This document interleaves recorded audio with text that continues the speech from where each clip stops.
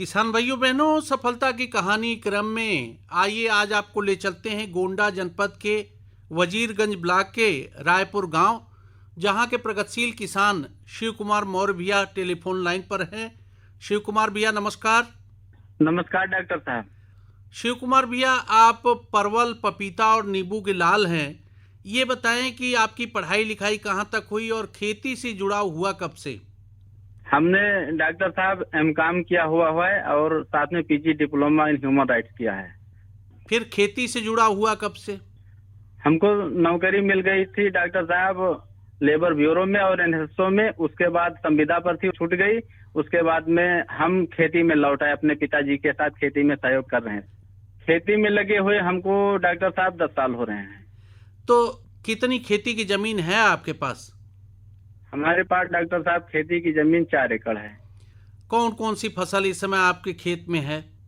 हमारे खेत में परवल है, नींबू है, पपीता है और करीब 200 वैरायटी के विपरीत जलवायु के पेड़ पौधे हैं। औषधीय खेती भी करते हैं जी। और खाद्यान्न की फसलें भी होती हैं। यानी विविधीकरण है आपके खेत में। हाँ डॉक्टर साहब, विविधीकरण हमने अपनाया है जी। तो परवल से शुरू करें तो परवल का रकबा कितना है और कौन सी वैरायटी है और उसकी खासियत क्या महसूस कर रहे हैं आप?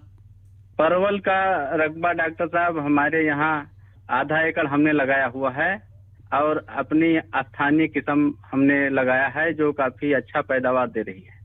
उसकी बाजार में अच्छी मांग है? हाँ, बाजार में जाते हैं तुरंत बिक जाती है, ग्राहक बहुत डिमांड करते हैं। तो इसको कितने दिन से आप परवल की खेती कर रहे हैं?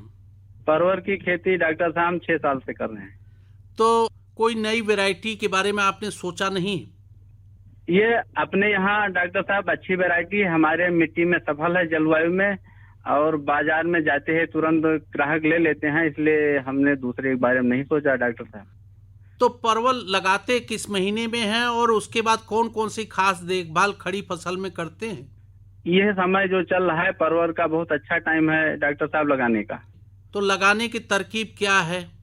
जो इसका लता होता है डॉक्टर साहब, जो जमीन में चलता है, रेंगता है, उसको हम लपेट लेते हैं करीब 7-8 बार जो है। हाँ फिर उसको जमीन में गाड़ देते हैं, दोनों सिरा दिखाई दे जी। थोड़ा मिट्टी रख देते हैं। उसके बाद में करीब 1.5 महीने बाद उसमें कल्ले आने लगते हैं धीरे धीरे। तो अंतरण कितना रखते हैं? लाइन से लाइन की दूरी, पौध से पौध की दूरी?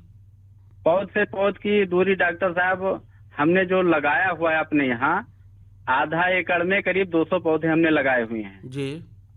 करीब एक पौधे से दूसरे पौधे की दूरी 8 फीट की दूरी हमने लगाया हुआ है डॉक्टर साहब। लाइन से लाइन की दूरी और हाँ पौध से पौध की भी दूरी उतनी ही? हाँ हाँ जी, बराबर है। फिर खड़ी फसल में कुछ आवश्यक काम करते रहते होंगे, खरपतवारों के प्रबंधन के लिए, फसल की भूख मिटाने के लिए। हाँ डॉक्टर साहब, उसमें जो खरपतवार होते हैं समय समय पर उसको निकाला जाता है, निकालते रहते हैं। और वो चारे के रूप में हमारे पास पशु भी हैं, पशुपालन भी किया जाता है, दूध भी देते हैं पशु। अपने किसान का पशु जो है बहुत सहयोगी है। तो परवल उत्पादन में आप शुरू से लेकर के और तुड़ाई तक कौन कौन सी खास बातों का ध्यान रखते हैं? शुरू में हमको इसमें जो नाइट्रोजन देना होता है देते हैं डॉक्टर साहब। समय समय पर मौसम के हिसाब से इसमें हमको सिंचाई करनी पड़ती है। अगर बारिश का टाइम है तो उस समय सिंचाई नहीं करते हैं। गर्मियों में देखते हैं नमी निकल गई है जमीन से तो उस हिसाब से सिंचाई करते हैं। तो आपने कहा कि इस माह में आप लगाते हैं, जैसे सितंबर में आपने परवल लगाया, तो कब से फलत निकलना चालू होती हैं? अब डॉक्टर साहब जब इधर हम लगा देते हैं तो धीरे धीरे करके वो जब फरवरी और गर्म ऋतु आती है तभी उसमें कल्ले नए आते हैं और फूल और फल आने शुरू होते हैं। जो पुरानी फसल आपकी आधा एकड़ है उसमें इस समय फलत निकल रही है? हाँ डॉक्टर साहब, इस समय उसमें फलत निकल रही है। कितनी निकासी होती है हफ्ते में? एक हफ्ते में डॉक्टर साहब कम से कम 1.5 से 2 कुंटल हो जाता है। ये समय परिस्थिति के अनुसार निर्भर, कभी मौसम गड़बड़ हो गया थोड़ा कम होता है, अच्छा मौसम हो तो ज्यादा हो सकता है। आप पपीता की भी खेती कर रहे हैं? हाँ डॉक्टर साहब, हमने पपीता की खेती कर रहे हैं और परिवार के सहयोग से कर रहे हैं। पिछले हमारे यहाँ 35 सालों से पपीते की खेती हो रही है। तो कोई खास वैरायटी है जिसको आप उगा रहे हैं? हाँ डॉक्टर साहब, ये खास वैरायटी है 786 रेड लेडी ताइवान का पपीता है, जी। जिसको हम उगाते हैं। बहुत ही अच्छा उसमें फल आता है, आकर्षक होता है, मार्केट में उसकी बहुत खासी डिमांड है। तो इसका अंतरण क्या रखते हैं और इसकी खेती में कौन कौन सी बारीकी रखते हैं? इसकी खेती में हम अंतरण 2 बाई 2 मीटर की दूरी रखते हैं। शिव कुमार भैया, पपीता लगाते कब हैं? नर्सरी डालते होंगे उसके पहले? हम इसकी नर्सरी फरवरी में डालते हैं, मतलब समझिए तैयार हो जाता है ये जुलाई तक बैठाने के लिए बढ़िया से। हाँ। उसको फिर हम रोपाई कर देते हैं अपने खेत में। फिर खड़ी फसल में पपीता में क्या कुछ ध्यान रखते हैं? इसमें समय समय पर तमाम रोग व्याधि आ जाते हैं, उसके लिए दवाइयों का इस्तेमाल करना पड़ता है। तो पपीते की निकासी कब से चालू होती है? पपीते की डॉक्टर साहब निकासी करीब 2 महीने बाद चालू हो जाएगी। इस समय फल बढ़िया आ चुका है, थोड़ा और टाइम लगेगा। जो आपका परवल और पपीते का तजुर्बा है, उसके आधार पर जो आधा एकड़ आपने पपीता और आधा एकड़ परवल लगाया है, उसमें लागत कितना गिरती है, उत्पादन कितना तक ले लेते हैं और आपका मुनाफा कितना होता है?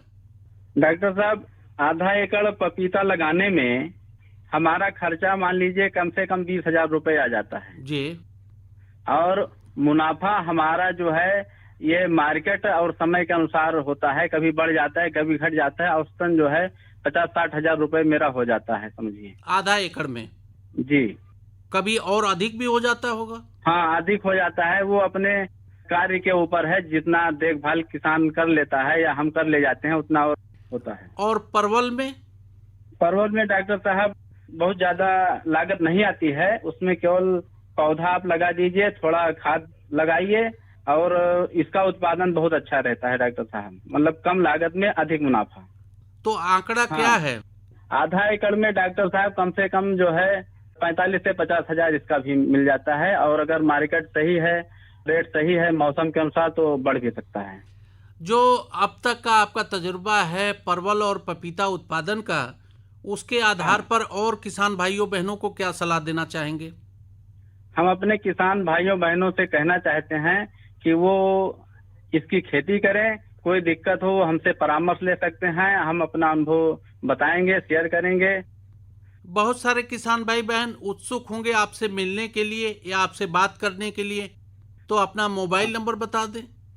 मेरा मोबाइल नंबर है 9554 90 27 15 9554 90 2715 9554 90 27 15। चलते चलते निचोड़ रूप में और क्या कुछ कहना चाहते हैं अपनी सफलता की कहानी के बारे में? हम अपने नए किसान साथियों को या नई पीढ़ी के जो हमारे पढ़ाई लिखाई के छात्र हैं और पढ़ाई छोड़ चुके हैं, वो खेती की तरफ मुड़े और मार्केटिंग और प्रोसेसिंग में आ जाएं, तभी उनको लाभ खेती का बहुत बढ़िया से मिलेगा, बहुत मजा भी आएगा।